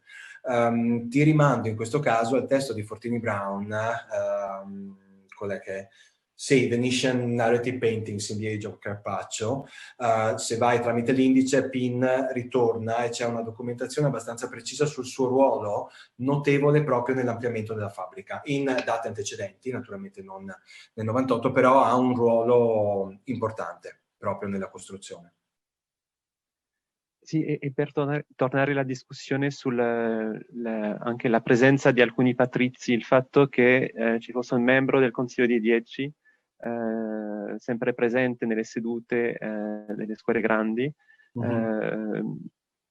ci possono essere anche dei passaggi tra grandi cantieri pubblici, ad esempio a Palazzo Ducale, le committenze, diciamo, di Stato, e invece le attività nelle scuole grandi, e ad esempio tutto il discorso del coinvolgimento di Carpaccio nelle tele della sala del Maggior Consiglio, che arriva dopo, cioè forse il suo coinvolgimento prima nella scuola grande poteva, diciamo, legarsi a interessi anche di patrizi. Non sono certo che sia quella la via, da quello che ricordo Carpaccio arriva un po' a traino con Bellini, ma potrei sbagliarmi, spero che qualcuno in caso mi corregga, in questo caso a Palazzo Ducale. Non c'è naturalmente, anzi è da sottolineare il fatto che i contesti delle scuole permettono ai pittori di avere accesso a un bacino come si dice, di committenti molto ampio, e quindi attraverso la loro partecipazione all'interno delle scuole normalmente funziona così, che uno lavora per una scuola, ne diventa confratello. Il caso dei Bellini a San Marco è un po' più complicato, però ti dà un po' l'idea, e poi da lì si cominciano a stringere rapporti e contatti che portano a ulteriori commissioni. Il caso in questo caso è di Giovanni Bellini, faccio un unico esempio, con la pala per l'altare di Letti nella chiesa di San Giovanni Crisostomo, che ha proprio un legame di questo tipo, anzi si potrebbe ipotizzare una committenza da parte della scuola Giovanni Bellini proprio per l'altare di cui la scuola gestisce la sua realizzazione su volontà proprio del defunto. E quindi sono luoghi dove i pittori trovano e hanno contatti con numerosi committenti. Non sono certo dal punto di vista della presenza di un responsabile del Consiglio di 10, non so se Matteo, che mastica più la storia, perché per dirti dalle minute delle scuole non ci sono grosse indicazioni della presenza di responsabile del Consiglio di 10 alle sedute, o meglio non ritornano i nomi, di solito abbiamo l'elenco dei confratelli che hanno partecipato alla seduta ma non quello, e quindi confesso che mi coglie un po' di sorpresa, o meglio in fallo. Scusate, faccio una brevissima precisazione che prima ho dimenticato di aggiungere alla mia domanda, perché a proposito proprio della presenza patrizia nelle scuole grandi, io naturalmente posso limitarmi alla scuola di San Rocco, che ho studiato molto, molto da vicino, e esistono dei confratelli patrizi nelle scuole grandi, non è che non esistono, solo che non hanno assolutamente diritto ad alcuna carica di governo, quindi in teoria non hanno mano sulla gestione della scuola, però è una teoria, perché è chiaro che poi le influenze in qualche modo si possono esercitare anche per interposta persona. Questo era solo... Sì, no, sono perfettamente d'accordo con questa cosa, ed è utile sottolineare che non hanno un accesso quantomeno ufficiale alla gestione del potere. La mia domanda, che mi pongo sempre in queste occasioni, è nel momento in cui la tela viene, almeno i documenti ci dicono che sono commissionate e pagate dalla banca, c'è una necessità, una volontà chiara di utilizzare naturalmente l'immagine con forma di autorappresentazione, di autocelebrazione, e quindi tenderebbe più a tirare verso le necessità dei cittadini originari e non del patriziato, però naturalmente, come dicevo prima, non è il caso di mantenere un'interpretazione troppo rigida di queste dinamiche, perché conosciamo parzialmente quello che... Sì, Gabriele, io parlavo sempre di contesti più larghi cittadini, come vede la cancelleria ducale. Ancora bisogna studiare i rapporti fra le grandi famiglie di cancelleria e le famiglie patrizie, no?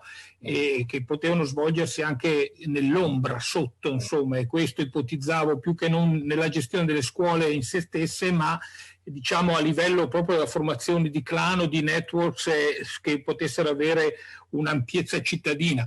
Per quanto riguarda la domanda di Nicolas, volevo ricordare Sant'Orsola e Loredan. Insomma, Carpaccio lavora con una delle famiglie più importanti della città, quindi lì può darsi anche che da quel punto di vista lì lui abbia avuto un'entratura all'elite dell'elite patrizia. Ecco, volevo ricordare Sant'Orsola, insomma. Ecco. Ponendo sempre il punto che dinamiche di potere in scuole piccole sono diametralmente opposte rispetto a quelle delle scuole grandi per chi ha accesso al controllo della scuola. Però ovviamente sì, no, c'è una committenza di un certo livello, sì. Siamo d'accordo, Matteo. E a questo punto lascerei la parola a Valentina. Valentina. Ok, ecco, ci sono, scusate, ho attivato l'audio.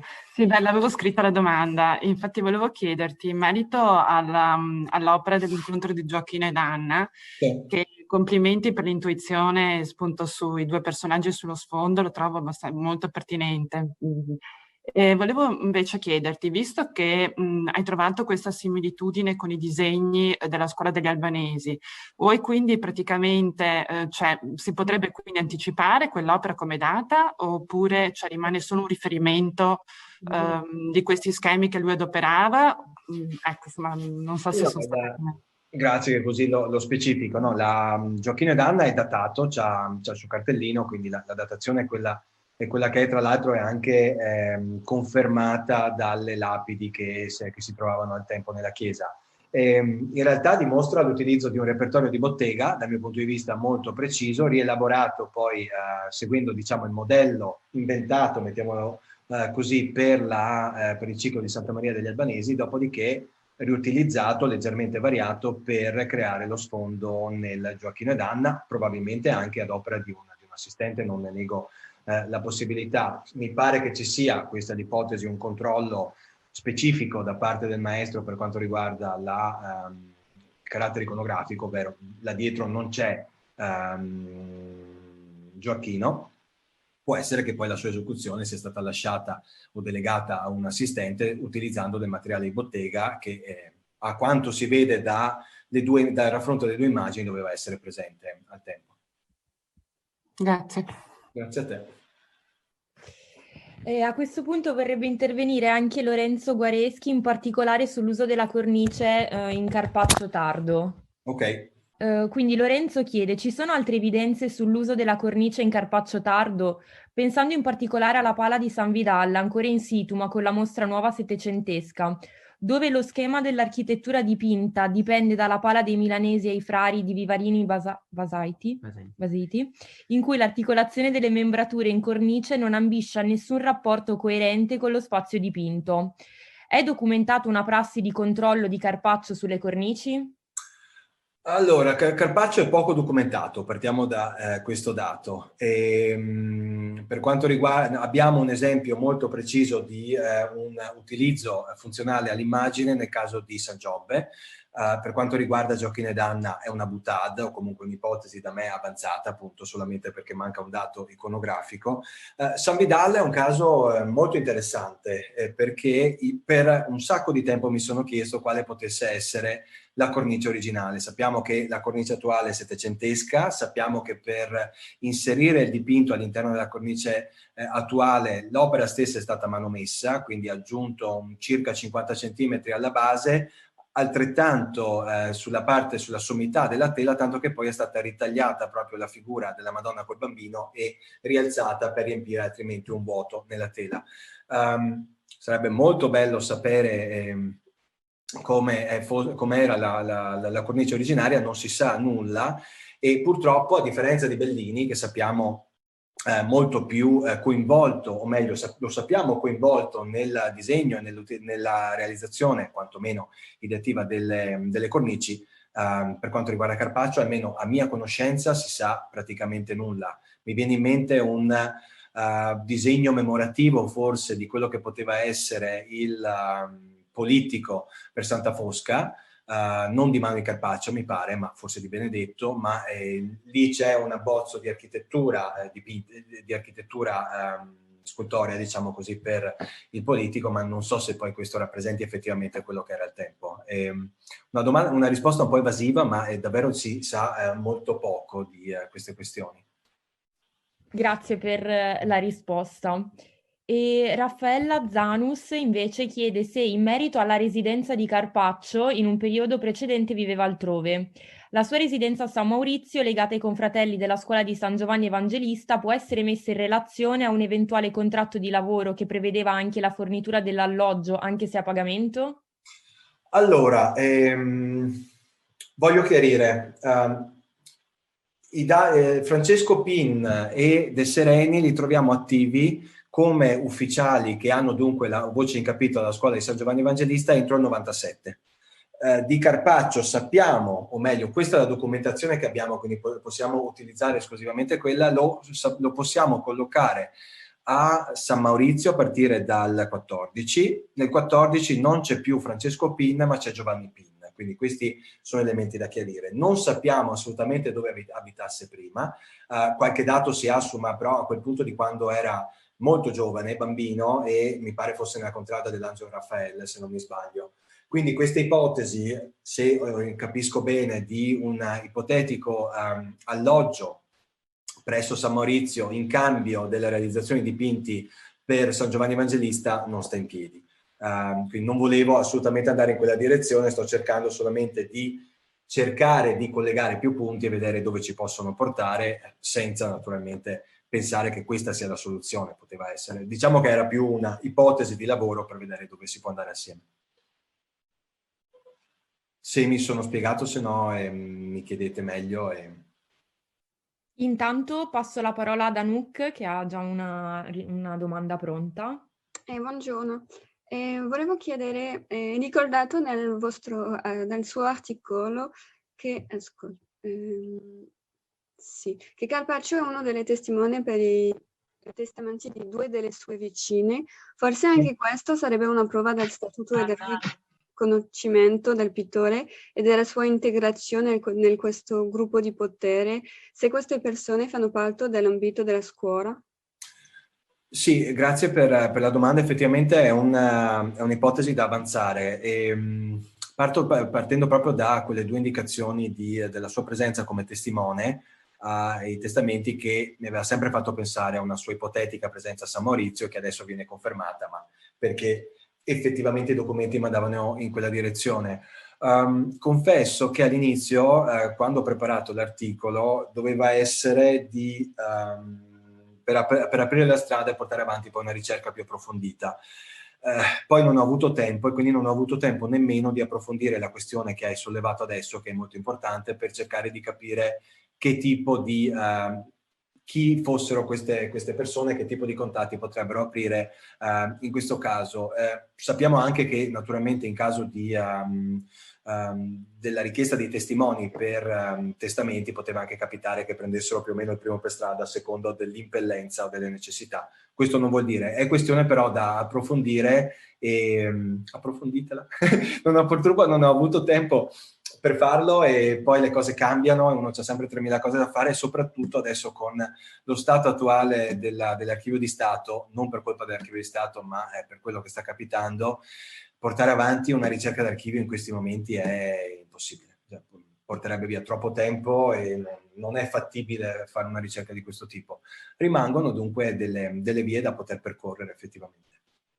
Io esorterei ancora chi ha voglia di intervenire. È arrivata un'altra domanda di Alessandro Favero, al quale do direttamente la parola.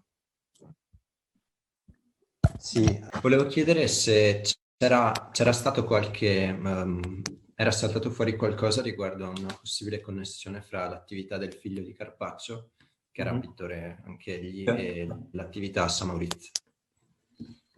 Non emerge dai documenti, no. Quindi l'ipotesi è che ovviamente Benedetto lavorasse assieme al padre in quelle 3 casette, se quello era poi la collocazione effettiva della bottega. Non emerge nulla. Di Benedetto sì, abbiamo naturalmente documentazione, abbiamo dipinti anche. Quello che più si conosce di Benedetto è proprio legato al riutilizzo di motivi del padre e basati sul repertorio di bottega, che va un po', insomma, non in tutti i casi, ma spesso un po' a svilire quello che è il linguaggio di Carpaccio.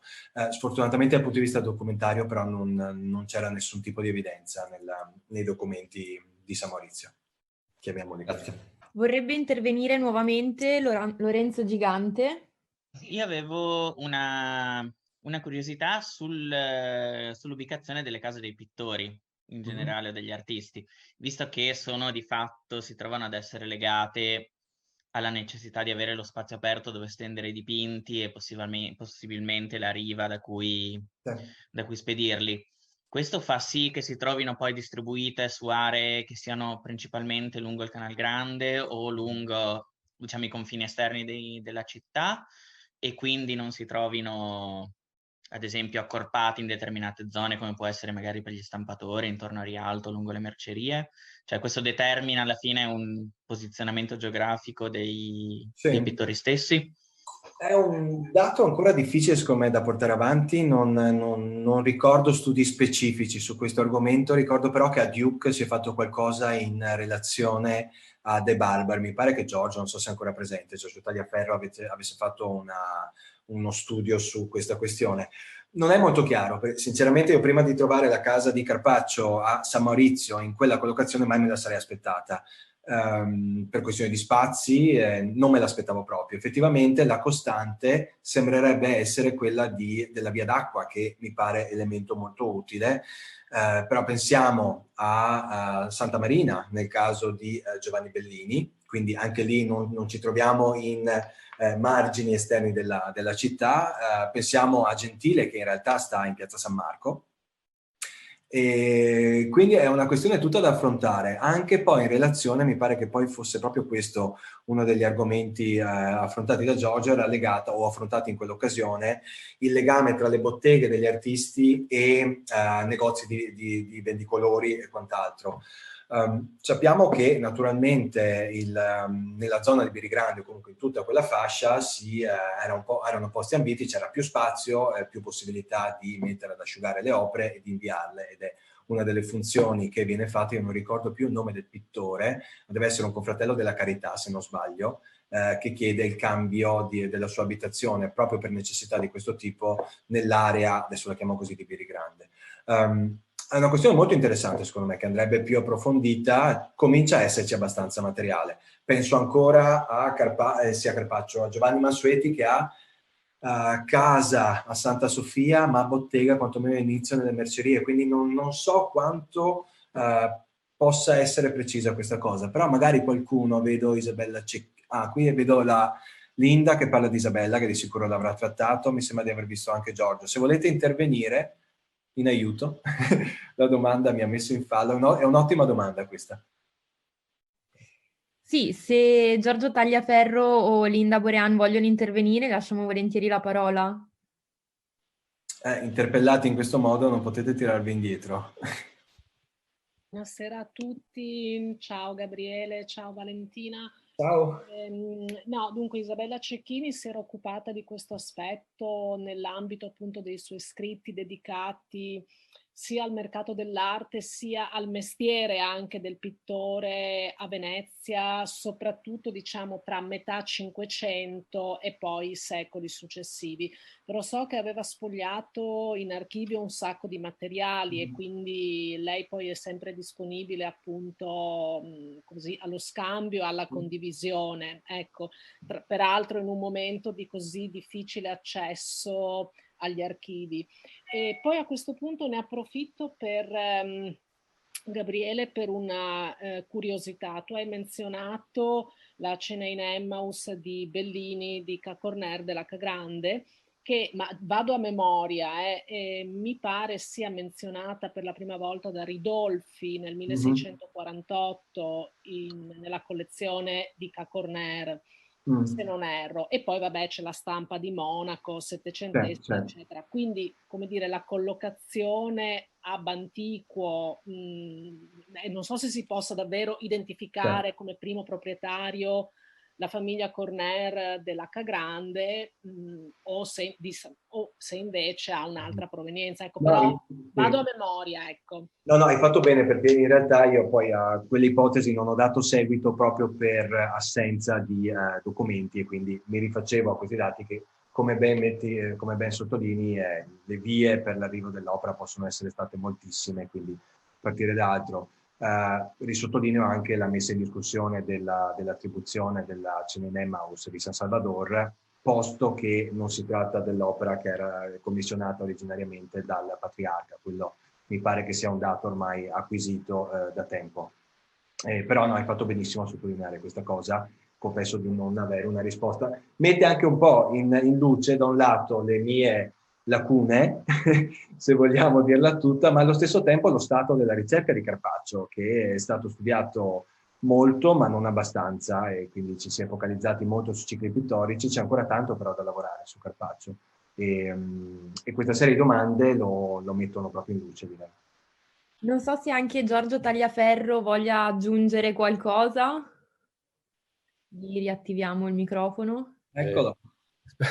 Speravo. Grazie Gabriele, molto gentile da parte tua. Bene, ho messo all'angolo, ho deciso di mollare la patata bollente a te.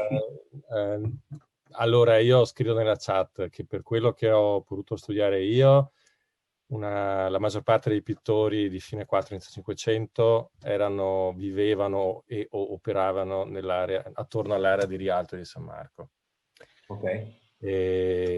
L'ipotesi di ricerca, diciamo, che avevo fatto nell'occasione del convegno di Duke di cui avevi parlato era che questo si inserisse in un discorso più ampio riguardo all'economia della città, ma ovviamente adesso qui non credo sia la sede per approfondire troppo. E so che, ovviamente Isabella si è occupata, sì, in parte, però non ha mai pubblicato, per dire, una mappa. Ecco, mentre per esempio per le stamperie a Venezia è stato fatto in tempi recenti, per esempio da Rosa Salzberg, per i vendecolori è stato fatto da Giulia Delancey. Per i pittori non esiste un lavoro di questo tipo sistematico, so solo appunto che Tracy Cooper, come ho scritto nella chat, so che ha messo una banca dati sua nel corso del tempo da parte, ma non l'ha mai usata. Quindi indubbiamente questo, come vado ripetendo da molto tempo, è un argomento che serve un bellissimo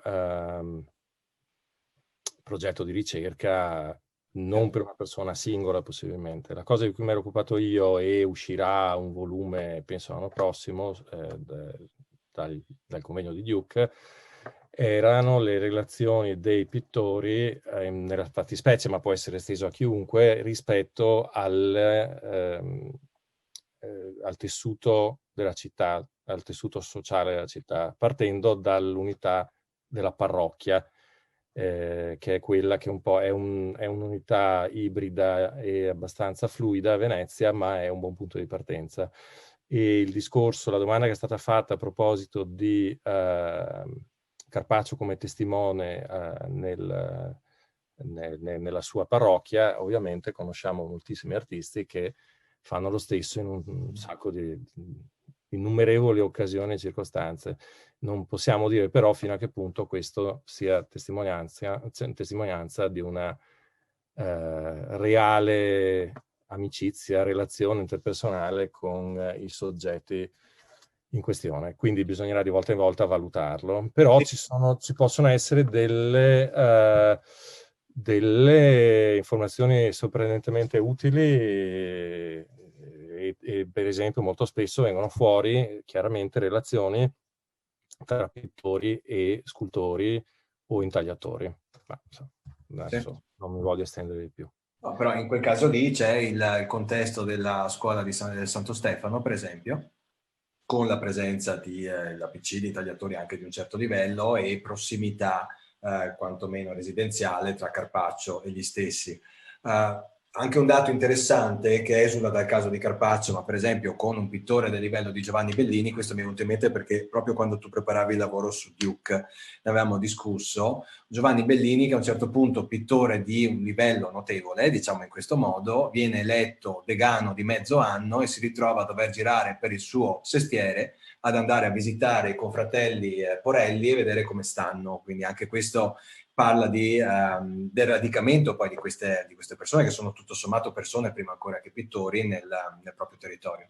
Sì, nel caso di Bellini è ancora più interessante perché poi in questi vari incroci documentali si incontrano dei tintori, per esempio, legati a lui nella parrocchia, e insomma estendendo, e se non ricordo male c'era anche una farmacia nella parrocchia di Santa Marina, o addirittura in campo Santa Marina, quindi che è un po', qui Filippo De Vivo si è occupato di queste cose, del ruolo dei barbieri, delle farmacie, come luoghi di scambio di idee e così via. No, è un argomento affascinante, l'uso dei documenti che hai fatto tu secondo me è estremamente interessante, e sì, ci vorrebbero più lavori a maglia larga. Posso solo aggiungere che nel caso specifico di cui mi ero occupato, mettendo semplicemente insieme i documenti noti di Vincenzo Catena, e si vede bene come Vincenzo Catena da San Bartolomeo poi abbia dei legami intersociali, interpersonali con persone di professioni analoghe o contigue a San Lio e a Santa Maria Formosa, che sono le due parrocchie confinanti, cioè in successione. Certo, mi viene da aggiungere, se posso così infilarmi un po' a gamba tesa, che bisogna stare attenti a non trasformare il buon vicinato in relazioni, come dire, di carattere, no, perché a Venezia purtroppo, insomma, sappiamo quanto il confine fra queste dimensioni sia labilissimo, no? Allora le reti sono innanzitutto reti culturali, di sapere, di contesti, e forse un po' meno, o comunque non soltanto reti di carattere, diciamo così, topografico. No, sono d'accordo, sì, possono essere utilizzati come indizi, ma insomma come punto di partenza è tutta la questione, come l'ho continuato a ripetere ma ci tengo a ripeterlo. può essere assolutamente il caso che ha portato Pin, Sereni e Carpaccio a incrociarsi a San Maurizio, punto, senza voler portare avanti la questione. Qui era più per aprire il dibattito, e la stessa cosa con la presenza di Carpaccio a testimoniare attestamenti può essere veramente dato dal caso, per cui c'è fretta, c'è bisogno di qualcuno, lo si pesca per strada e così finisce, e non è necessario aspettarsi chissà che diramazioni di carattere artistico o di committenza. Se posso permettermi, visto che è una scia di quello che si diceva prima, non è detto, cioè la vedo difficile che sia puramente casuale come incrocio, più che è molto difficile, più che altro... avanti, diciamo. Sì, no, certamente, più che altro può essere conseguenziale in maniera indiretta e non diretta a un legame di tipo professionale. Ma ovviamente questo è insondabile, ma il dato secondo me su cui bisogna ragionare qui è la persistenza del legame. Questa è la cosa secondo me che... Certo. Diamo ancora il tempo a qualcuno che volesse intervenire di formulare eventuali domande. Ecco, mi dispiace un po' che ci siamo, non mi dispiace affatto, è stato interessantissimo questo dibattito, ma volevo tornare invece alle questioni di senso legate alle immagini. Secondo me le ipotesi che ha presentato Gabriele nel corso del suo seminario sono assolutamente strepitosamente convincenti, quindi siccome poi sono quelle che mi divertono di più, un po' egoisticamente voglio riportare l'attenzione su queste cose. Vedo una domanda, se non sbaglio. Da parte di Jasenka Gudeli. E a cui diamo la parola. Sì, sì. Buonasera, grazie mille per questo bellissimo intervento, bellissima conferenza, e volevo chiedere se, ovviamente stiamo parlando di Scuola Dalmata, dove lei ci ha dimostrato veramente in modo molto convincente una lettura del dipinto di San Matteo, e se ha qualche idea sulla, diciamo, relazione adesso di questo dipinto come sequenza all'interno del ciclo, perché dato che non è... Allora, grazie per la domanda, così ampliamo un po' il discorso degli schiavoni. Questo è un enorme problema. Il primo... Pensiamo allora, uno osservando il ciclo si rende conto che per San Girolamo e San Giorgio abbiamo 3 tele in entrambi i casi. Trifone ne porta una sola, che è un elemento alquanto strano, per quanto Trifone adesso, anche tra i veneziani, non sia tra i santi più noti. Ovviamente per la scuola dalmata era il santo titolare della scuola, anzi Girolamo viene, quantomeno lo si cita a seguito. E quindi è alquanto particolare che non ci sia la presenza di almeno 3 tele esattamente come gli altri.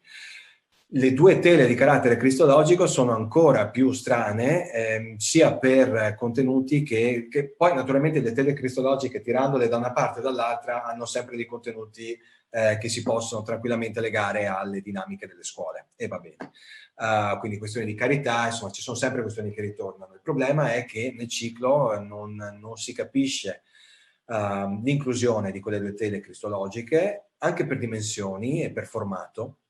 Sono dei formati che porterebbero a pensare, ma così assolutamente a caso, ad opere da mettere a fianco a un altare? Non so, mi domando.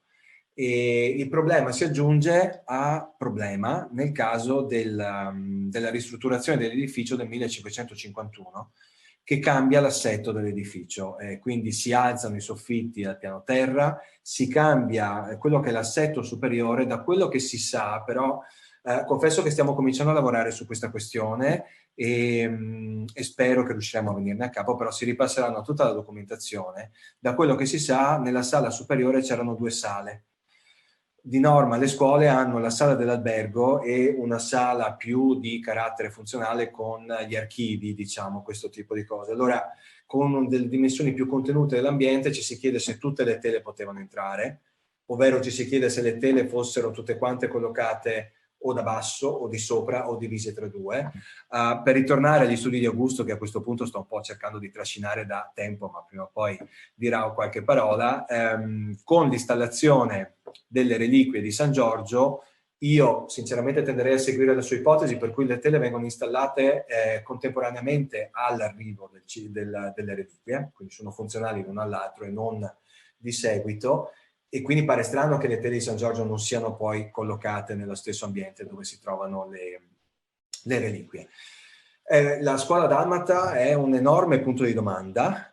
Non so se si riuscirà a mettere, a riuscire a colmare qualche lacuna, però proviamo adesso a rilavorare e a analizzare l'ambiente alla luce dei documenti, ma anche alla luce proprio della struttura della scuola. Questa è la ricerca che stiamo cercando di portare avanti adesso per vedere se si può fare luce su qualche argomento. Quindi grazie per la domanda, perché sì, era un dato che io ho tralasciato. Ma allora, devo dire, allora le segnalo i lavori di Tania Terška e i miei, perché abbiamo fatto un grande progetto di ricerca su diversi confraternite nazionali degli schiavoni lirici dalmati in Italia. Sì. E poi per le Marche è stato fatto anche insieme a Giuseppe Capriotti questo lavoro proprio su contrapposizione tra gli albanesi e gli immigranti, diciamo, schiavoni.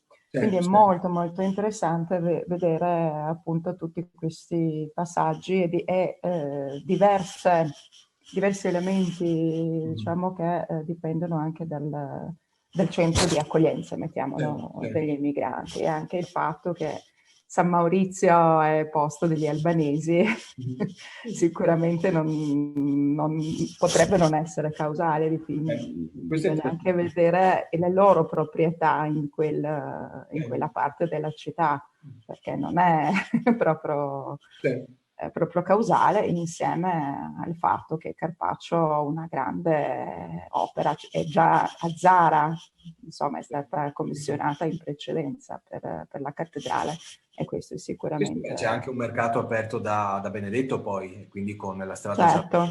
Certo, cioè il mercato ovviamente è molto largo. Grazie. Grazie. Fatevi sotto che le 10 alle 6:30 io faccio l'aperitivo. Allora, avrebbe un'altra domanda Nicola Muschron? Sì, sempre su questo quadro di San Matteo mi chiedo se non si potrebbe collegare questa raffigurazione di un banco a Rialto con la situazione delle finanze della Repubblica in questo momento, che si finanzia tramite dei grandi prestiti presso il Monte Nuovo e Nuovissimo, che richiedono, diciamo, la partecipazione di tutti i veneziani, in particolare i cittadini, quindi rappresentare questa azione di spendere per la Repubblica. E una fonte che si può consultare in questo periodo sono gli annali di Malipiero, che descrive in modo molto preciso la situazione di vari banchi di Rialto in quegli anni, e forse può essere una fonte anche per trovare informazioni e elementi su alcuni confratelli della scuola, delle varie scuole, la loro partecipazione a questi... Ringrazio, questa è un'indicazione molto molto utile, e tra l'altro va proprio in direzione opposta rispetto alla vulgata che vuole riconoscere in Matteo un ebreo con la presenza del suo banco fuori dalle mura della città, e che è tutta questione che nasce, tra l'altro ho provato a rintracciarla, nasce tutta da un articoletto brevissimo di Böhm del 1909, credo, su Burlington, e da lì poi viene un po' dato per acquisito. Invece questa indicazione la trovo molto utile e da approfondire, quindi ti ringrazio molto, perché potrebbe effettivamente portare in direzione proprio dando anche un po' più di sostegno all'ipotesi che la rappresentazione di un banco della specifico e ben riconoscibile sia stata fatta proprio anche alla luce di quello che avveniva al tempo, e dunque molto concreto, cioè un inserto molto concreto alla luce del contesto del tempo. Grazie quindi davvero molto. Bene, io esorto per l'ultima volta, perché siamo ormai alle 18:23 e il nostro relatore ci ha informato del fatto che fra 7 minuti esatti, in realtà 7:24, ha un impegno, quindi un impegno improrogabile, direi, per cui se non ci sono ulteriori interventi o precisazioni o... Benissimo, allora io ringrazio tutti quanti voi per la vostra partecipazione. Vi ricordo il nostro prossimo appuntamento il 14 gennaio con un seminario molto interessante che ci porta fuori in un certo senso dalla cultura figurativa, ma come sappiamo la cultura figurativa senza tutto il resto della cultura funziona molto poco.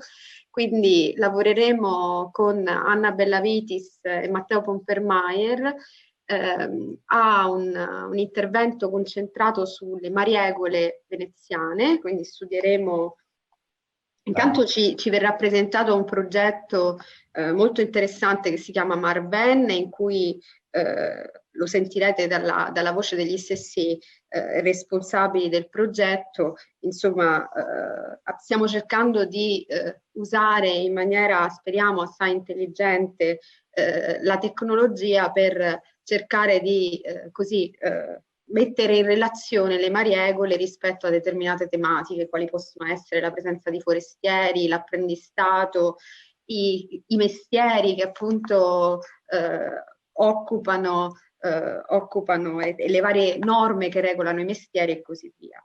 E vorrei anche ulteriormente precisare che a partire dal mese di gennaio, se tutto va bene, come regalo di Natale sarà online il sito del Centro Studi Rive, quindi che diverrà il nostro canale di informazione principale. Naturalmente continueremo a usare i social network perché a quanto pare ormai sono indispensabili per comunicare in maniera rapida i vari appuntamenti a cui teniamo molto che ci sia una così ampia partecipazione. Io ringrazio ancora infinitamente Gabriele Martino per questo bellissimo seminario, ringrazio tutti gli studiosi, studenti, dottorandi, appassionati che si sono uniti a noi in questo lungo e bel seminario. Vi faccio gli auguri di buone feste da parte del Centro Studi Rive, da parte anche del gruppo di lavoro Rive, che sono tutti presenti, sempre molto attivi, e grazie a loro questo appunto Centro Studi riesce ad andare avanti in maniera così efficace e efficiente. Vi saluto e vi ringrazio moltissimo. Arrivederci a tutti. Grazie.